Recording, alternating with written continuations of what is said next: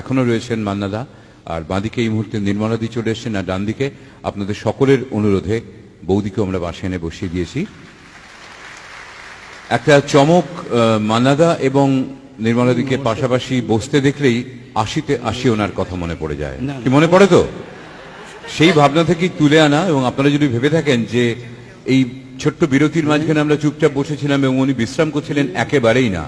চটজলদি পাড়াবাট পাড়াবাট করে লিখে ফেলা হলো এবং সেই বিখ্যাত ডুয়েটটি তাই দিয়েই আমরা শুরু করব আমাদের দ্বিতীয় পর্বের গানের অনুষ্ঠান।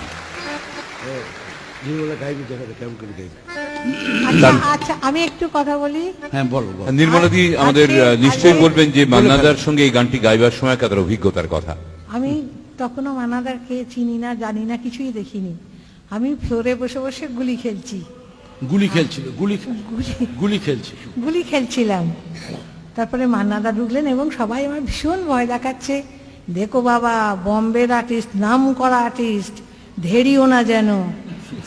তা আমি আর কি বলবো, আমি বললাম যে কি জানি বাবা কে আসছে। যাই হোক এলেন উনি আসাতে বলেন আমার কো আর্টিস্ট, উনি একটু এরকম কোন কথা বলেন তো, কে আমার কো আর্টিস্ট কে কেউ? তখন বলছে ওই যে গুলি খেলছে। সে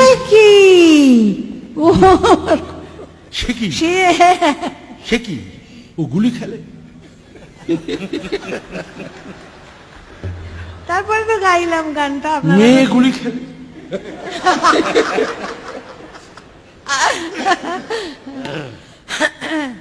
আমি একটা বলি, এই মাইক্রোফোনটার এই ভয়েসটা কেন এরকম হচ্ছে বারবার? হ্যালো, এত কাছে থেকে মাইক্রোফোনটা মুখের ভেতর নিয়ে চলে যাবে। এখান থেকে বললে কি আশ্চর্য। আমি এই যে এটা আমাকে দিয়ে গেলেন আমাদের স্বর্গত নমস্য সুধীনবাবু, সুধীন দাশগুপ্ত স্ত্রী মঞ্জু, ও আমার বোনের মতো। ওর মেয়ে দোহা থেকে, না দোহাতেই আছে ওর মেয়ে, সেখান থেকে পাঠিয়ে দিয়েছে ওর মায়ের কাছে আমাকে এটা দেওয়ার জন্যে। আমি ওদেরকে আমার সশস্ত্র নমস্কার জানাচ্ছি। বৌদি কি আছেন না চলে গেছেন? না, বৌদি আছে। ওই তো মঞ্জু তো ছিল। এটা তুমি ধরো।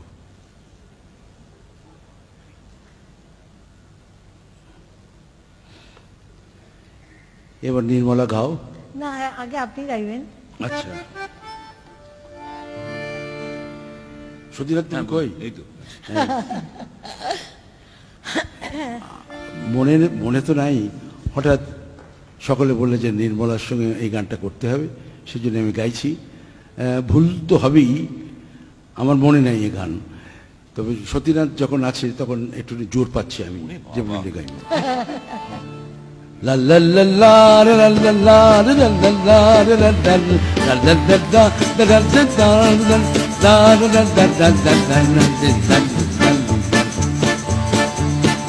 তুমি আকাশ এখন যদি হতে, তুমি আকাশ এখন যদি হতে, আমি বলাকার মতো পাখা মেলতাম। তুমি আকাশ এখন যদি হতে, আমি বলাকার মতো পাখা মেলতাম। তুমি যদি ময়দা হতে, জল খাবারের লুচি বেলতাম।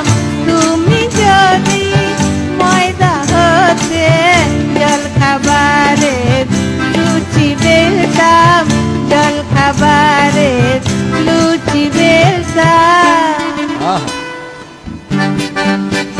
তুমি হতে যদি পদের মধু, আমি ভ্রমণ হতাম ওগো বধূ। তুমি হতে যদি পদের মধু, আমি ভ্রমর হতাম ওগো বধূ। আমি ভ্রমর হতাম।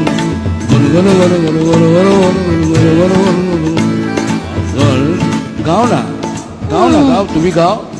আচ্ছা, তুমি আরেকবার গাও। আরেকবার গাইবো কোনটা?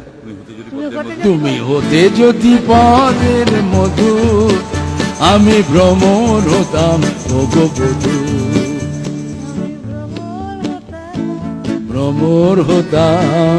গুন গুন গুন গুন গুন গুন গুন গুন গুন গুন গুন গাও। তুমি তেঁতুলে টক যদি হতে পান্তা ভাতে মেখে ফেলতাম, তেঁতুলে টক যদি হতে পান্তা ভাতে মেখে ফেলতাম। যদি আরো কিছু, যদি আরো কিছু কাছে সরে আসতে, আহা মিঠে কবিতায় প্রাণ ভরে রাখতাম।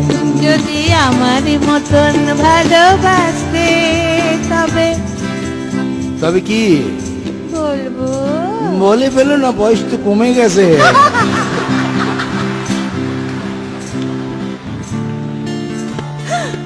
মশলা মুড়িটা আরো মাখাম, মশলা মুড়িটা আরো মাখাম।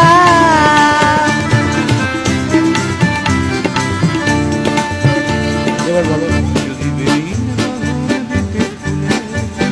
যদি বেনির বাঁধন দিতে খুলে রাঙা পলাশ হতাম এলো চুলে।